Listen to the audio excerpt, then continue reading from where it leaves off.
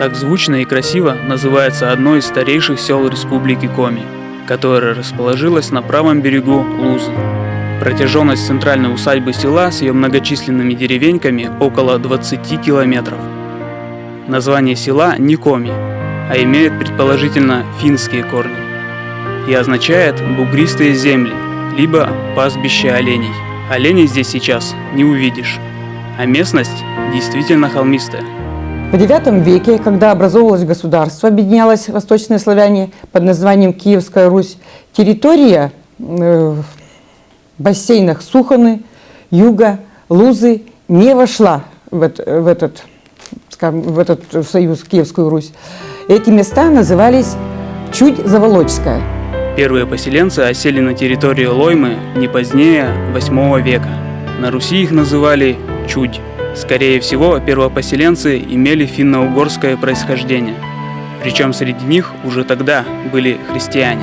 В XII веке уже пошло разложение, начались феодальные междоусобицы, войны. И от этого больше всего страдали, конечно, простые люди, ремесленники. И, соответственно, от такого феодального гнета все, кто мог, бежали. И, видимо, в это время поселились на берегах Лузы, и в частности нашей Лоймы, люди, которые образовывали городища. И это тоже официально уже доказано, что Успенско-Лоймское городище было у нас здесь, на правом берегу реки Луза. Жили люди здесь, занимались скотоводством, земледелием, охотой. И однажды по реке приплыли люди, вооруженные отряды, которые говорили на языке непонятном для них, и который как бы похож был на лай собак. Но это утверждает, что это были монголо-татары. И случилось здесь кровавое сражение, при котором, конечно, силы были неравные. Все, кто были в городище, а там было не более 100 человек, семья где-то, семей 6, предположительно, как описывают, по 15-20 человек в семье. И вот когда уже они поняли, что гибель неминуема, все оставшиеся собрались вместе, объединились в одной землянке и подрубили столбы, заживо похоронив себя в этом городище. Этот памятник, там поселение и могильник, то есть кладбище, очень отличается от вымских, от вычегодских. И в материалах этих ощущается, то есть это какое-то финское население из северо-западной Руси, которое испытало уже мощное древнерусское культурное влияние. Но это были еще не православные, это и не русское было население, и не древнерусское, это было какое-то финское население. Именно на этом месте находилось Лоймско-Успенское городище. Оно было окружено рвом. Предположительно, в XI веке оно было уничтожено нашествием монголо-татар. Сейчас на его месте находится лишь небольшое углубление. В ландшафте Лоймы можно наблюдать, как одна эпоха сменяла другую. На месте укрепленного городища теперь стоят ветхие сельскохозяйственные постройки, а панельные трехэтажки граничат через века с деревянным частоколом осадного городка. Еще многие десятилетия, конечно, здесь никого не было, а в XIII-XIV веке теперь уже с верховья, с Сысолы спустились пермяне. Это люди, которых называли раньше коми, так, пермяне. Поэтому называлась Лузская Пермца. Многие наши места в селе Лойма называются, как бы имеют коми названия: Кузьвад, Ягул, Ваньвад, Лёквад. То есть они живы до сих пор. А в 15 уже веке вновь пришли русские. Это уже, наверное, с Северной Двины. И оттуда, наверное, все-таки вот наш лоемский говор сохранился, то есть русский северный говор. В Лойме находится один из красивейших каменных храмов Республики Коми – храм Успения Пресвятой Богородицы, который в советское время был превращен в клуб. Сейчас он возвращен православной церкви. К сожалению, внутреннее убранство храма с сохранившимися росписями Воснецовской школы нам запечатлеть не удалось.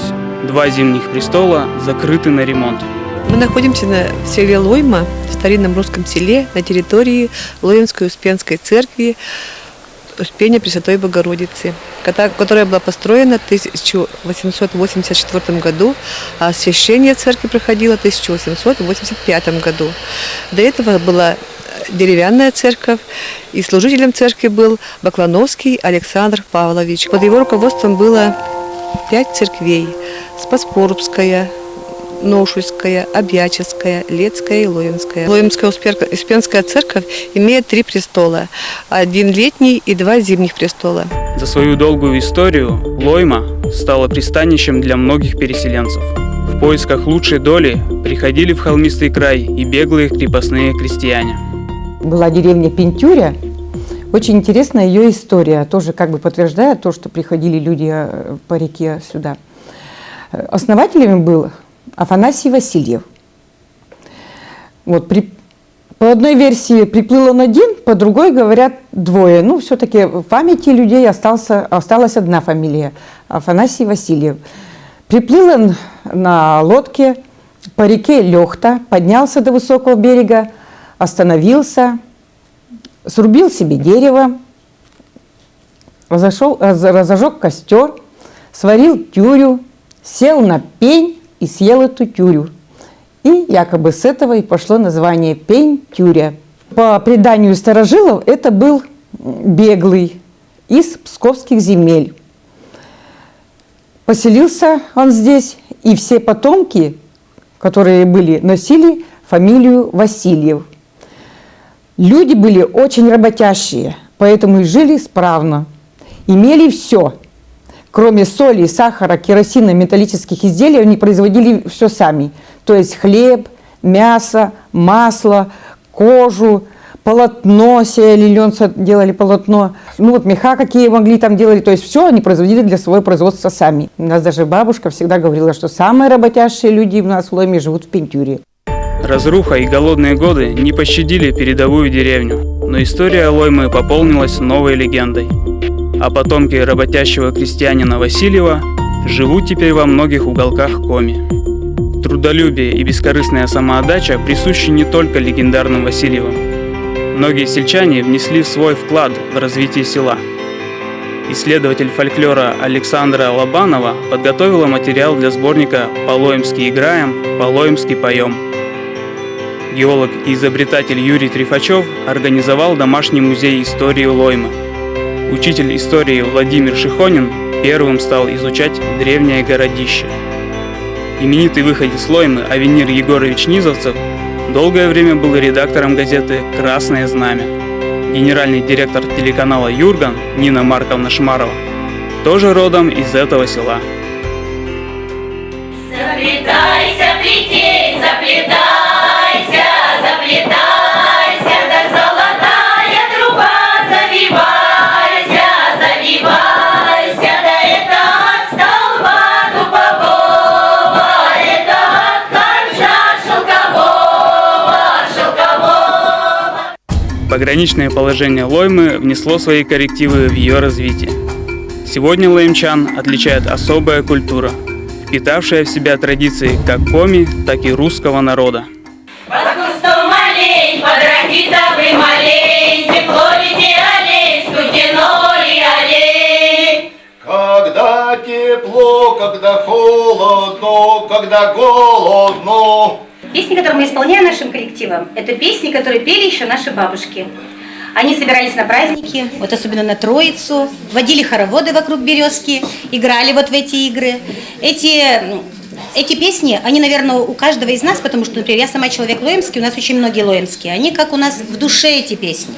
Мы их с молоком, наверное, матери впитали, потому что, вот, например, мне бабушка еще когда-то давно-давно их пела, я вспомнила их, да, потом мы собирали фольклор, очень много, вот девочки из библиотеки собирали, это сейчас еще по крупицам это все собираем, может быть, у нас даже еще не совсем получается так, как у них получалось, вот, и пытаемся вот это сохранить для своих детей, для своих внуков, потому что это вот чисто лоемский фольклор. На протяжении веков несколько волн переселенцев осваивали эти живописные места.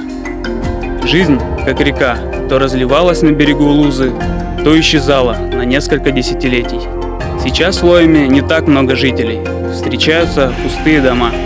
Хочется верить, что это лишь очередное затишье перед новой волной расцвета этого самобытного села. Мы капусту садили, приговаривали,